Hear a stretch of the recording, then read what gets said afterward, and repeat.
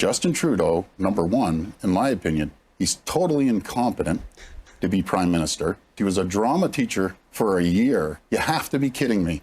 What you're about to see here is catastrophic for the Liberals. Welcome back to Moose on Loose. My name's David. Today's top story, Justin Trudeau has taken the Liberal Party to an all-time low. The party is on the brink of being completely wiped out, wiped off the map, non-existent. Let's check this out. So Angus Reid came out with this poll today. Where's the Liberal Party? Can you see the red? Where's the red? Oh, there it is. It's down there with 6 seats. Coming from Angus Reid, it's usually a pretty trusted poll. Sometimes it's a little bit swayed conservative, some people say, but so let's take a look at this here. So basically it says federal Liberals New Year's Eve nightmare party vote intent sinks to 16%, which is an all-time low. I'll show you. I plotted a graph, but first off, let's take a look here so you can see the Liberals here dropping off a cliff. This comes with all the footage of Justin Trudeau coming out, which I've shared here on the channel, of him going on multiple ski vacations, people swearing at him, and him just not doing anything. He just doesn't care. He's sending his goons down to Mar-a-Lago trying to negotiate. Well, he goes skiing. The man is a loser. He needs to step down, and it's just getting worse and worse. Like, everyone knows it's time to go, but Trudeau still won't go, and so people are telling him, the voters are telling him,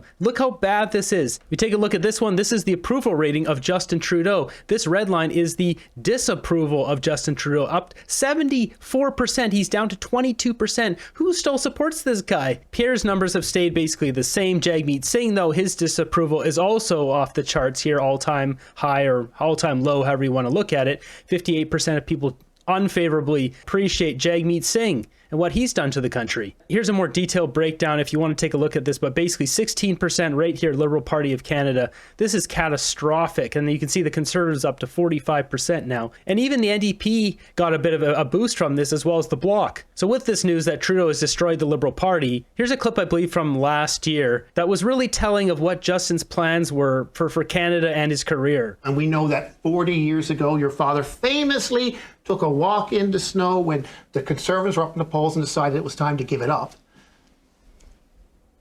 It's snowing out there now. When my father was my age, he still had a dozen years of prime ministering ahead of him. Oh my God. Another dozen years? Good God, no. And we know that. Yeah, good God, no. Look at this guy. He is a weirdo. This is from a year ago. What? He's got friendship bracelets on here too. Whose friendship bracelets are those? What is going on with this guy? Does he always wear friendship bracelets? Where are these from? I don't even want to know. This guy's face too is this sinister, like, yeah. This guy's creepy. Has he been on the stumbling juice? Like, what is going on here? Good God, no. Just imagine 12 more years of his policies. There would be no Canada left. We'd all be living in mud huts. He really thinks he's the bee's knees. Yeah, he does. It's only in his own head, though. Surely someone will take one for the team if he continues with a spicy comment like that. Let's take a look at this clip. That's exactly what happened here with Stephen Harper, of all people. Significantly raise those wrists. That's good. Okay, that's fine. Okay,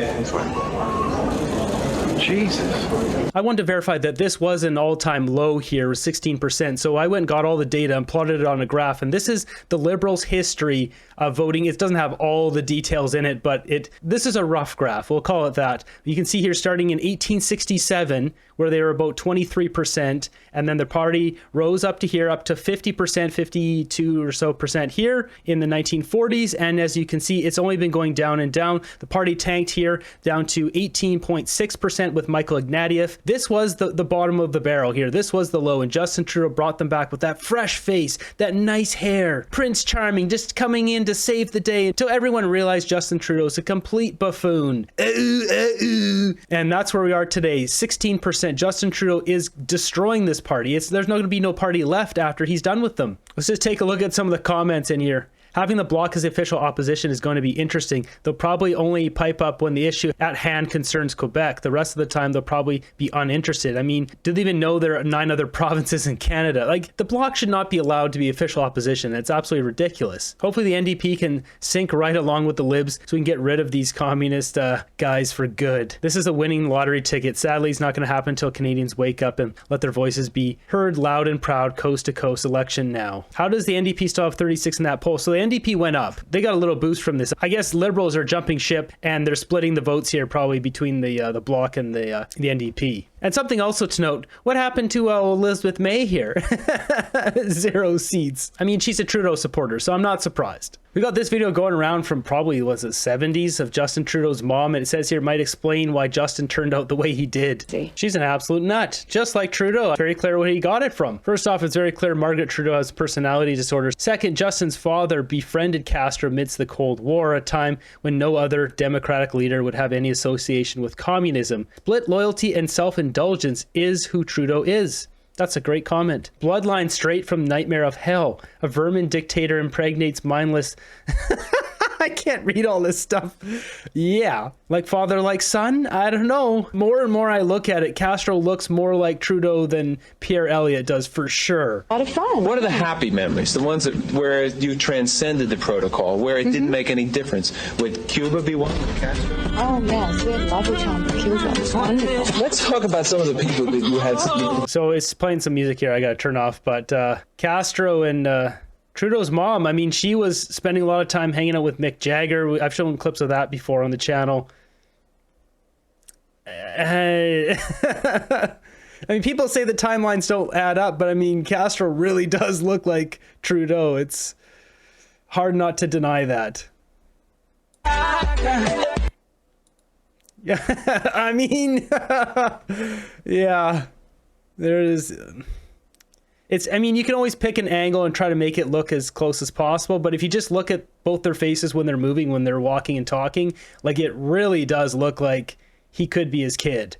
You know, recent footage I had here on Pierre Elliott Trudeau, he doesn't look like Trudeau at all. So let's do a little contrast here of the situation with Justin Trudeau and terrible polling numbers to what Doug Ford said about him back in 2014. So on Vesper's account here, it says Doug Ford expressed what many premiers have always thought about how incompetent Justin Trudeau really is. No one listened. To Justin Trudeau, number one, in my opinion, he's totally incompetent to be prime minister. God bless the teachers, because I love the teachers. He was a drama teacher for a year, and he's going to be the prime minister? You have to be kidding me.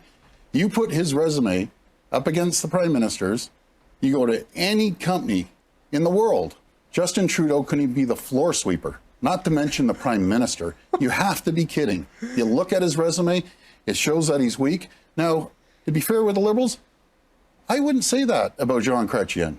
I wouldn't say that about Paul Martin.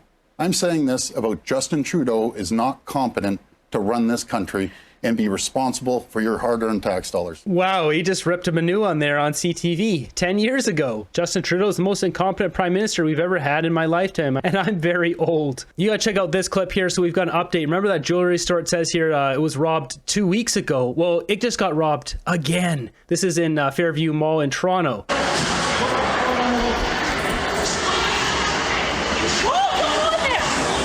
You guys stay up and stay here. Don't go out. So they're quickly trying to block off the mall here because there's guys in there, I think, robbing it, or maybe they just left. This is out of hand. Like, what kind of clown world are we living in now where the same jewelry store gets robbed multiple times? There's no consequence. There's no consequence in Trudeau's Canada. People have had enough. It's time to call election, Justin. Happening now in Ottawa, Ontario, in front of the India High Commission. Calistanis are out in full force.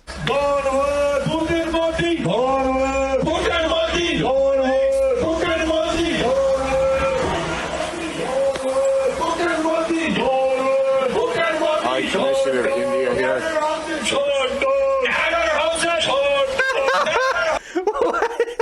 Why do they make their heads big? It just looks so stupid. Look at this. Oh, please.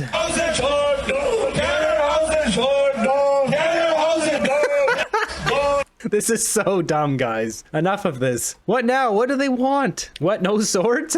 Yeah, they usually have their swords. Next up from Table Salt, we've got this one says breaking. There are 1,100% increase in asylum claimants at Conestoga College, with 50 in 2021, 550 in the first 3 quarters of 2024. The asylum situation in our country is just insane. Just a waste of money, people flooding in, taking advantage of our country. Expect 5,500 asylum in 2025. They've been promoting asylum claims for years now. Many students file asylum in the first 3 months of landing in Canada. Yeah, they're taking advantage. Someone has taught taught them how to abuse our system, and they're doing it. Next up, we got another clip here of some of these friendly characters outside of Indigo.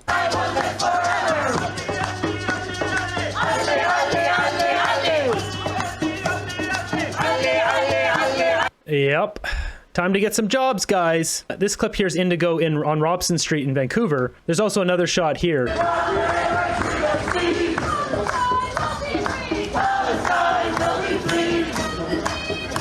And we've got this clip here, which is hilarious. It's nice of them to finally offer some humor here. Post on Leviathan's account, is this what some may call Palestinian Shakespeare theater? So this here is Netanyahu.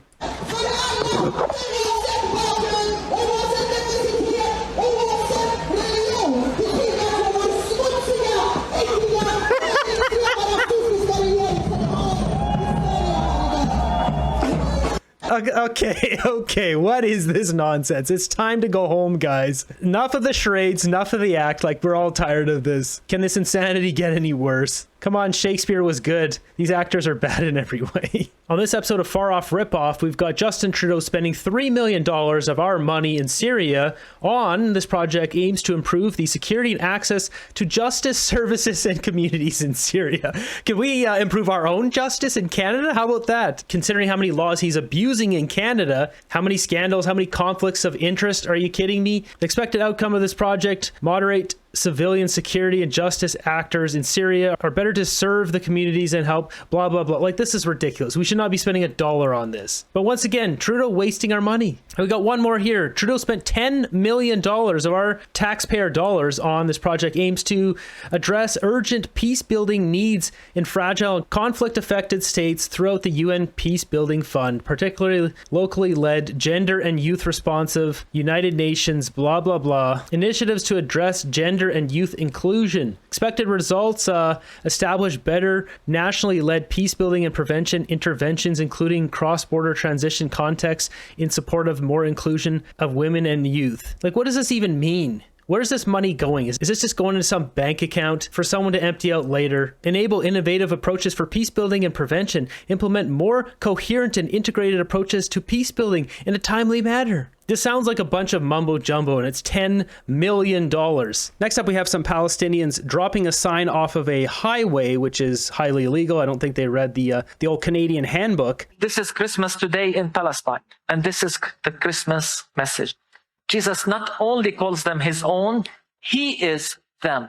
He is the children of Gaza. So how did they get out here for the first place? Are they climbing on these rafters? Illegal. Giant sign off the highway? Illegal. Like, enough's enough. We have to have consequences in our country for breaking the law. Here in Palestine, the Bible is weaponized against us. Our very own sacred text. Yeah, Canadians have had enough of this stuff. As you can see, this was done in Toronto. And speaking of these friendly characters, we have this one here. It says they shut down downtown Montreal, all of the malls, then brag about it in front of police. If you are ever wondering what is the power of a protest, this is what a group of a couple of hundred of people can do. They get the entire security of the Montreal Trust, of the Aiken Center, of all the malls downtown to shut down their doors because that is how much they are afraid of us. Okay, that's enough of that. So bragging about shutting down the malls and stuff, have your victory lap. This isn't going to last long. Once Poilievre gets into power, it's game over. Seems like no other country has fallen so hard, so fast as Canada. And we got this one here, another shot from Montreal, where these friendly characters are doing friendly things.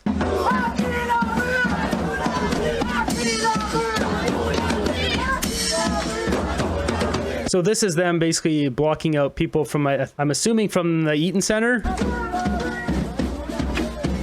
Bring in the army. Oh, we have no more army.